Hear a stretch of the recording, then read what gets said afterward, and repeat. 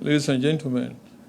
Well, normally when the president speaks, in the days, even in the days of classical philosophy, when Plato speaks, nobody speaks. I'm sure you all have things to say, but you can direct your queries, your comments to the Chief Minister, and I ask politely that you please silence. To His Excellency the President.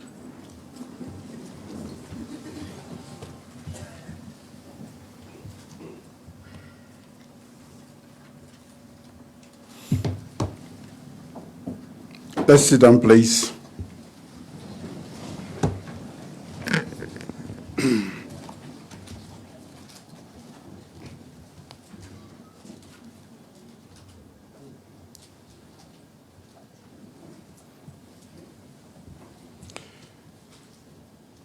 Mr. Chair of this occasion, the Honorable Speaker of Parliament, the Acting Chief Justice, Chief Minister, Ministers of Government, members of the Diplomatic and Consular Corps, our development partners, distinguished ladies and gentlemen. It's indeed a pleasure to be here this afternoon to show openness and our willingness to share with you the little we have done in the past 365 days.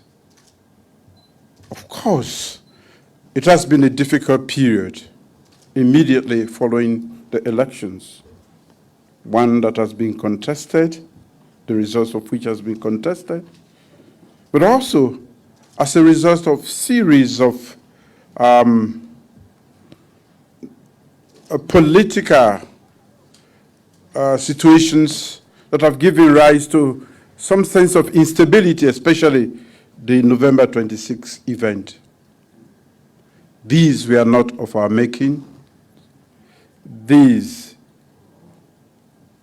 were the makings of Sierra Leoneans who have not empowered the necessary financial resources. So I'm happy that we're here, and Mr. Chief Minister, I'm happy that you created this occasion for us to share with the people of this country and our development partners who have been with us all throughout this journey. And for our critical friends, it's good to have critical friends, and that's why I appreciate sometimes those who are critical of them also say they are evil society. I call them civil society. Thank you. They are our best friends. And I hope that we have some journalists in here too. This is the beginning of a new Sierra Leone, of openness. We do not claim monopoly over ideas. We believe that we are here to seek. And the bit that we had from the representative of civil society gives a great insight. But let me start to respond to some of the issues. You know, logically, when you engage national issues, you want to clear the ground first. And that was what we did in the first term. The new direction definitely wants to open up society. We want to bring development. We want Sierra Leone to be the part of the 21st century. But there were too many things that needed to be cleared. A lot of laws needed to be updated. There was too much debris on the ground to start to build the new Sierra Leone. So most of what we did in the last time was to clear the debris. Now we are ready to deliver.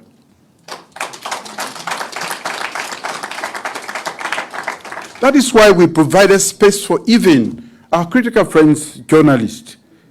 We freed them from the shackles of the past that kept them tied. We opened the political space so that people could participate without the fear that they will be framed and killed. We open the space for women to be a part of this journey. And we are creating space for even the children to be a part of this journey. So if you look at the catalog of things that we did and are still continuing to do, it's been much more of what the agriculturists we call land development. When you have to do agriculture, one of the most difficult aspects is actually clearing the land, preparing the land, especially for us who want to do irrigation. It's a lot of work. That is the most difficult thing. And when we chose human capital development, it was deliberate and intentional because it is a lip service to development if you say you want to develop any nation without paying attention to the most critical resource of the country, the human capital. Difficult and as expensive as it is, we were audacious enough without the necessary resources in our pocket to say we must embark on this journey. So we have been ambitious, audacious, but very intentional. And if we keep at this pace, we are laying a solid foundation for a nation that will be admired. In the short time, we've had a lot of international accolades because of what we have done. We have reduced maternal mortality by 61%. Let's not forget that 2 years out of the 5 years was taken completely by COVID. Completely. We could not do anything. And the lingering effects of COVID are still here with us. We have had exogenous shocks that are the tremor of which we are still having to deal with. Talk less about what has happened within the country, the political instability that has been machinated by other political forces. We have been at the receiving end, and for me, peace and political stability is a public good, and we should all endeavor and work towards creating that public good for us to create the ecosystem to be able to deliver. This is what we have delivered under very difficult circumstances, where, according to, our kids have been threatened. I remember a week ago or so, 2 weeks ago, my daughter asked me, should I go to school today? That is the most pathetic question. I felt bad that we live in a nation where some people will determine whether kids should go to school. Some people will threaten the peace of our nation. Where some people who are located in the diaspora, we say today we are going to start, a riot and we should kill everybody at State House, and they declare the death of individuals. But in a democratic setting, we cannot reach them. We have not been allowed to bring them to book. Yes, we have provided every document in terms of the activities and how that is negatively impacting. So, Mr. Civil Society, if you're saying you are very right, but what can we do before you accuse us of being heavy-handed again?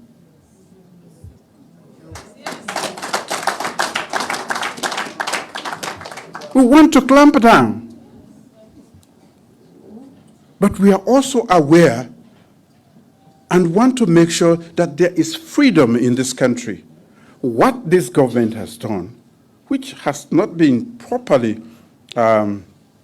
articulated, is that in 1996, when we brought about representative democracy, It was without the liberal aspects of it, the freedoms and the other things that go with it. 20 or more years later, it is this government that has made our democracy, or is making our democracy, a liberal democracy. So this is why I want to thank you, Chief Minister, for this innovation. We talk about innovation. It's not just in the realm of technology. We are innovating around governance. How do we keep our people along with us? The suggestions made by our friend from civil society has been noted. We are beginning. We've started here. We will take this out to our people so they understand what is happening. More people will be part of this conversation because they need to understand what we have done and where we are going and why we have chosen this direction. Sometimes a lot of people resist and don't go along. We never get their buy-in because they don't know where we want to take them. It's a simple way for me. You cannot embark on the difficult journey of development without the human capacity. And that human capacity should be yours. You are not going to import people, experts, to come and develop your nation. A critical mass of us have to be properly trained to know how to engage the process of development. China is still developing. Yes. The United States is still developing. You should go there about this time when there is election. When they talk about the state of their infrastructure, then you wonder whether you have a better infrastructure. People tell you it's all torn apart. The process of development is painstakingly slow. But until you undertake some of these fundamental reforms and policies, you will never get there. It will be a wrong start. And that is why some people say, oh, I'm not feeling in my pocket. No, certain policies you don't feel in your pocket. Certain reforms you don't feel in your pocket. But without those, we will not deliver on the transformative projects that we actually bring tangible results for us. So we have been patient, and we know that the process of development is a painstakingly slow process. So bear with us. I think this is another opportunity for us to thank our development partners. They've been truly supportive. And if we are talking about raising, just last week when I was in Vienna, raising $850 million pledges that we have made. Again, speaker after speaker reminded us of how we have taken development, the proactive nature, and how realistic our programs were. And that is why they could look at us at this point in time. And for me, in as much as that amount is important, it is the confidence, the trust that different international institutions, including the United States of America, the EU, the British, have now placed in us, that they can say, yes, we have the right pair of hands where we can put this money and we know it will reach the people. When we say we are going to start with human capital development, we did not have anything, no fund, no nothing. Raw desire to change this country. We started, and today we are not out of the woods, but we have made enough impression on the world that we are serious about it and that it is the best way out of poverty, education, let's give them education. The human capital, which we have coupled together to mean health, food security, and education, is the best definition of sustainable development around the world. So for me, this afternoon, I'm happy that the legislature has given a rundown of the many things they have done in just this year, and that our colleagues from the judiciary have also told you exactly. And for those who think that it's power from above, or how do they say it? Order from above, I don't even know how it's called. They have the freedom. They use the principles of law to decide on matters. We want to make this country a model, and therefore we will restrain ourselves in interfering unnecessarily in the day-to-day running of the judiciary, and that is what we have done.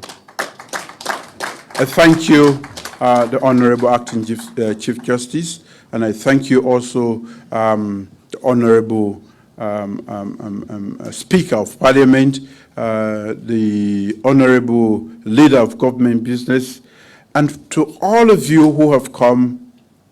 The inadequacies of what you see today in putting this meeting together are things that are natural in the beginning, normal. This is the first beginning. This is our baby step towards making our administration open and accountable and transparent. We will make it better the next time we meet. But for now, thank you for coming, and look forward to great development in this country. With you all, we will make it work. Thank you.